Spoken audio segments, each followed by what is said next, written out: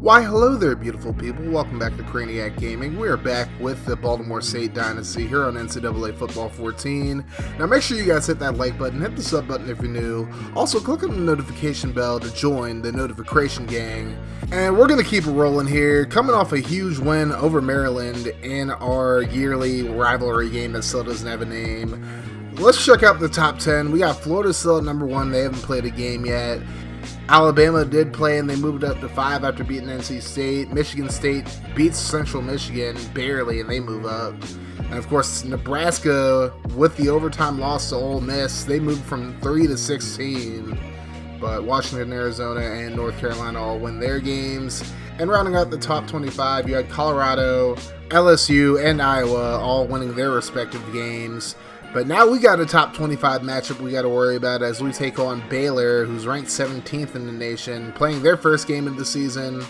Now, on paper, we're obviously the better team. Kirk Herbstreit has us winning as well. And Baylor's only playing 11 games this year, which is kind of weird. It's just a glitch in this game, I guess. So, no finishing 500 for these guys. And an update on Bobby Rodriguez. He got injured in the game against Maryland. He'll miss the next 2 games with a strained shoulder, so he won't be playing against the 2 toughest opponents we have, arguably.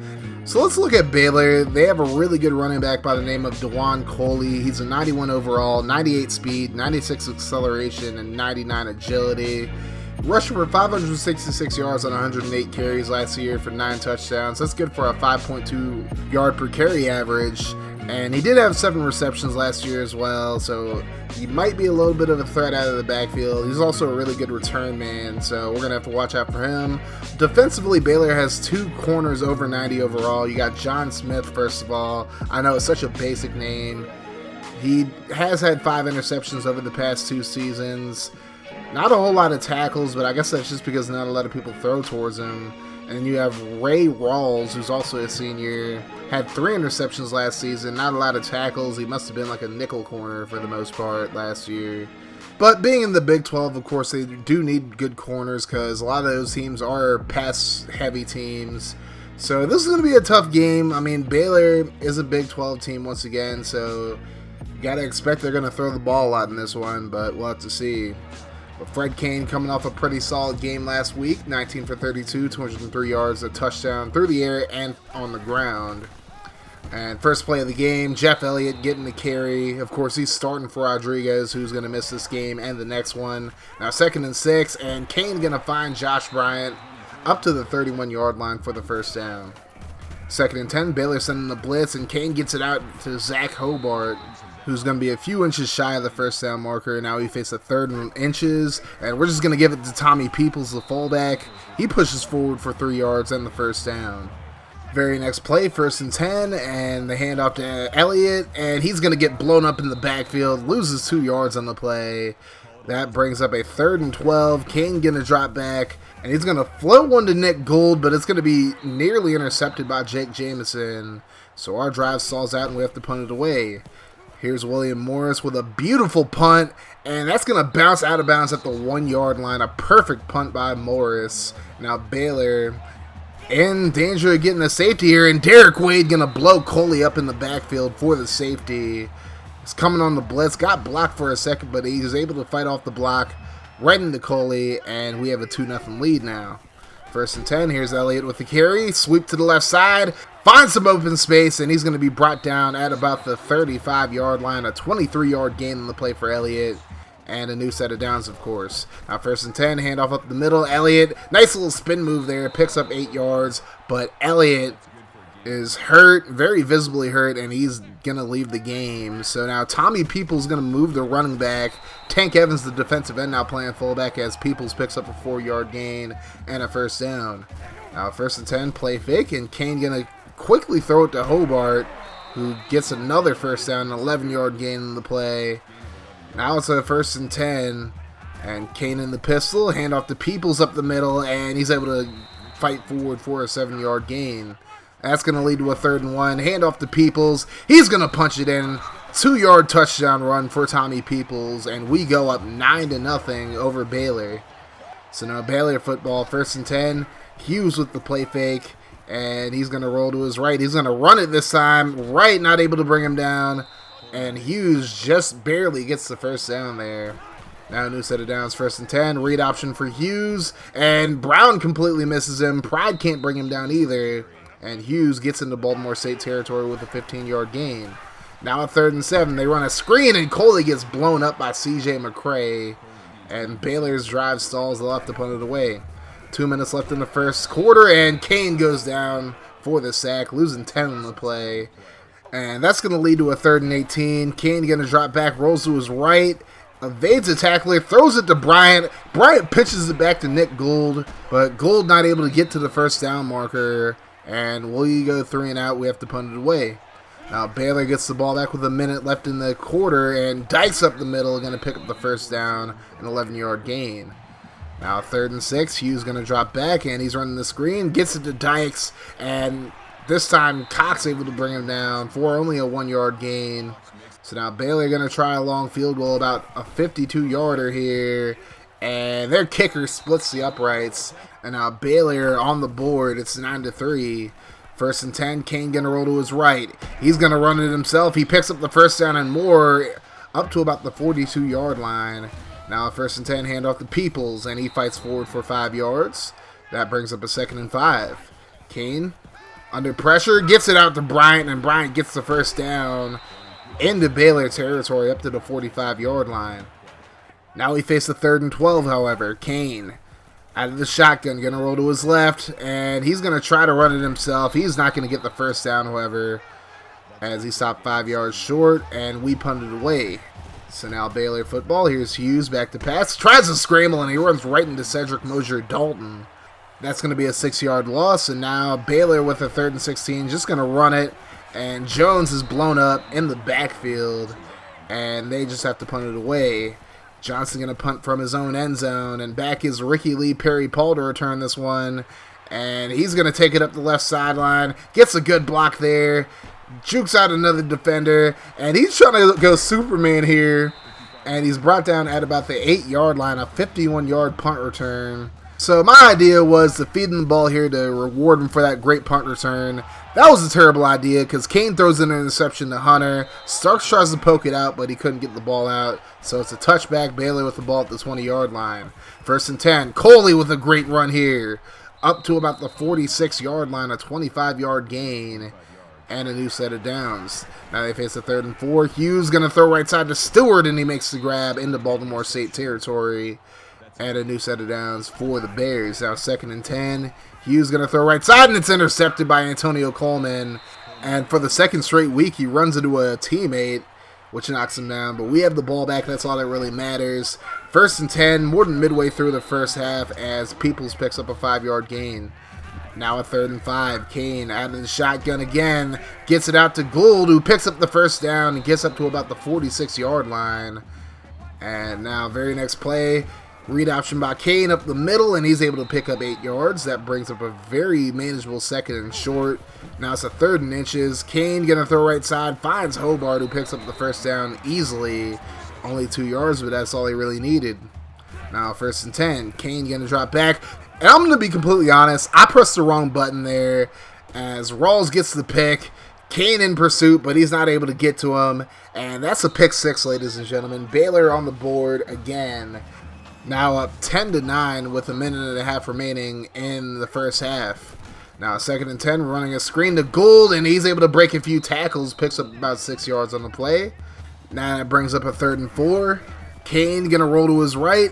Fires it to Gould for the first down, and Gould up to about the 42-yard line.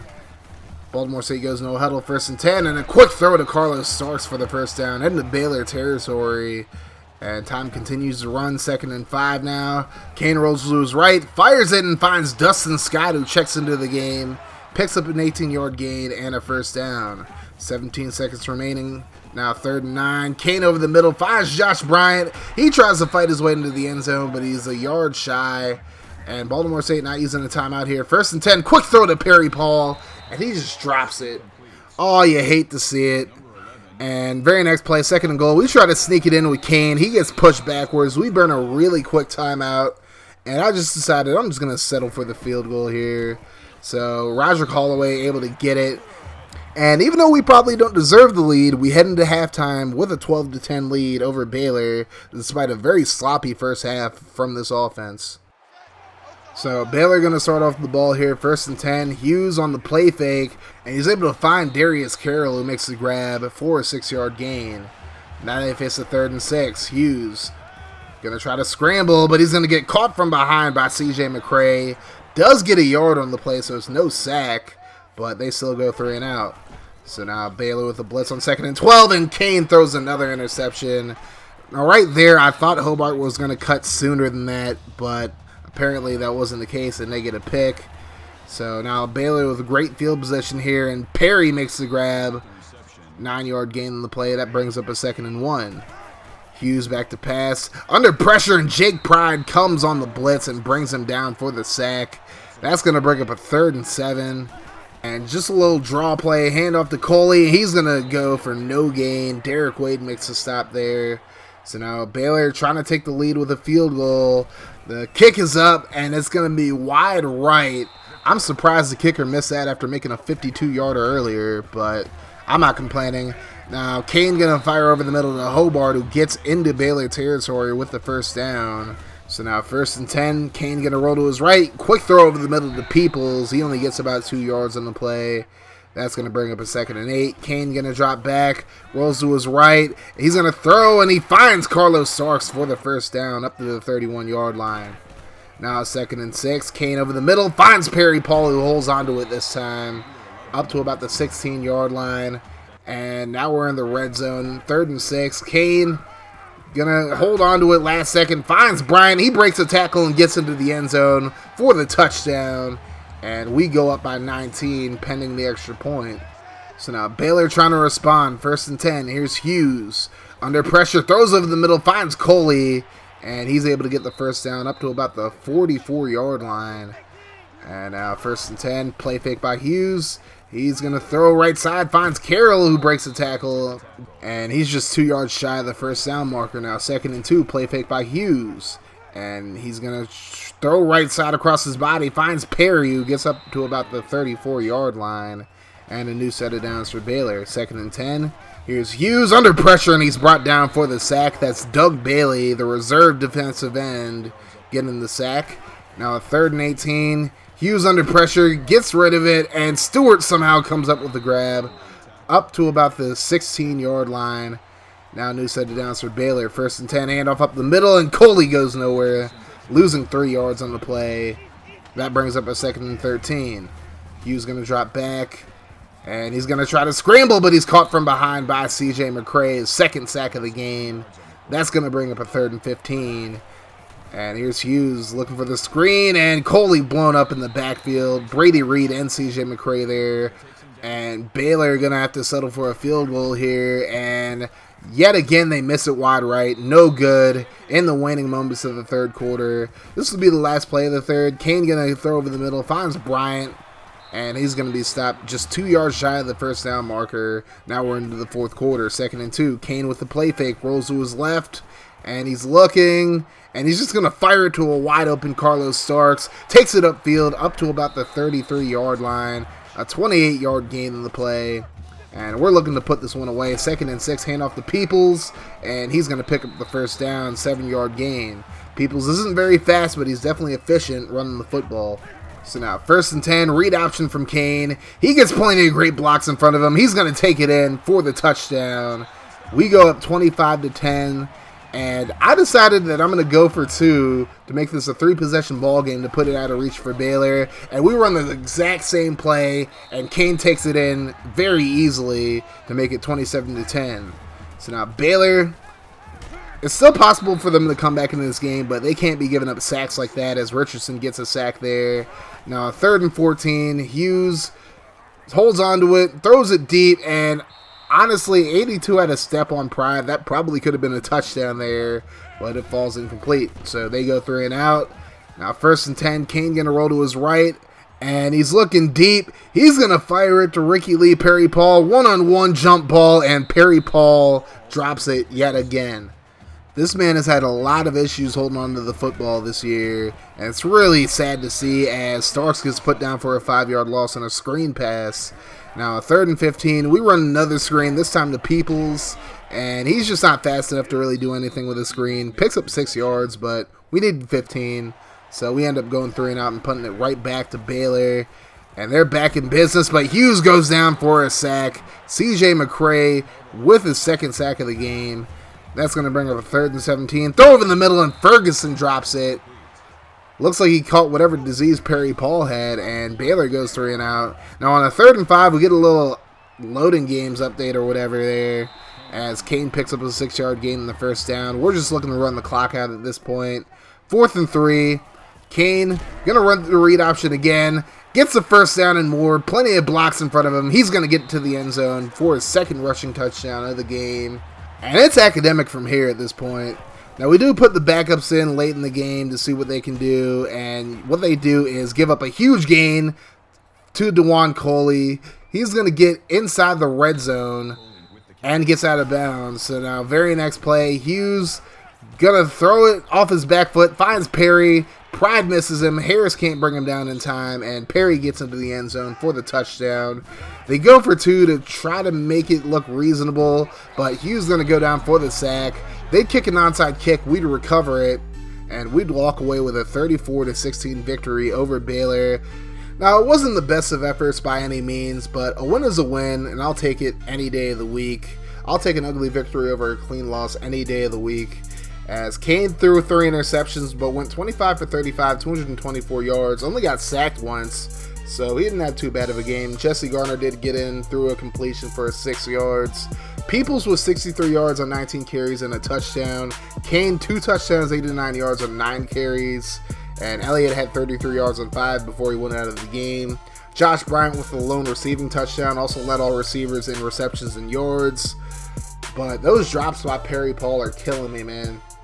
If he wants to stick as the slot receiver for the rest of the year, he's going to have to start making those grabs. Otherwise, Nick Gold has definitely impressed me a lot. So has Dustin Scott.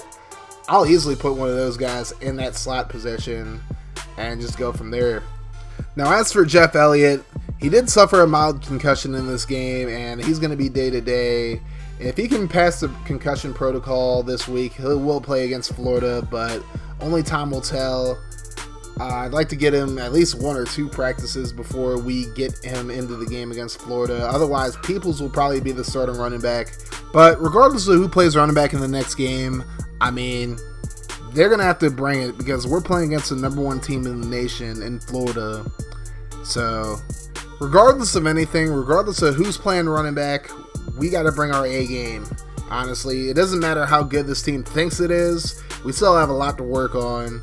And if we play like we did against Baylor, against Florida, we're probably not going to win the game, to be honest with you. But anyways, before I drop the Florida video, that'll probably be uploaded either Thursday or Friday. But before that video goes up, I'm actually going to post a really special video within this universe of the Baltimore State Dynasty and all that. Now, my patrons will see the video first. The video is going to be uploaded later on today, July 23rd, probably around 7 p.m. I would say. So if you're a patron, make sure you guys check out the Patreon page later on. You'll definitely see the video, and the video will be released to the public probably Thursday, I want to say, and then week 3 of Baltimore State will be out on Friday. But anyways, that's going to do it for me, guys. Thank you so much for watching this video. If you enjoyed it, make sure you guys hit that like button. Hit the sub button if you're new. Also, click on the notification bell to join the notification gang. And if you guys like what I do and you want to support the channel in a more personal way, consider becoming a patron. The link's going to be in the description as always. Even $1 a month helps me out exponentially. And as always, donations and patrons or patronage are never required, but they're always very much appreciated. And on that note, I totally forgot to shout out all of my patrons, so I'm going to do that right now. Shout out to VDub Productions, Franchise Gaming, Zach Brader, Colin Mentor, and Joshua Fernald. Anyways, no more talking, guys. You have yourselves a wonderful rest of your day, night, or whenever you're watching this. And like I always say, guys, no matter what happens, make sure you guys keep that mofo rolling. And I'm out of here. Deuces.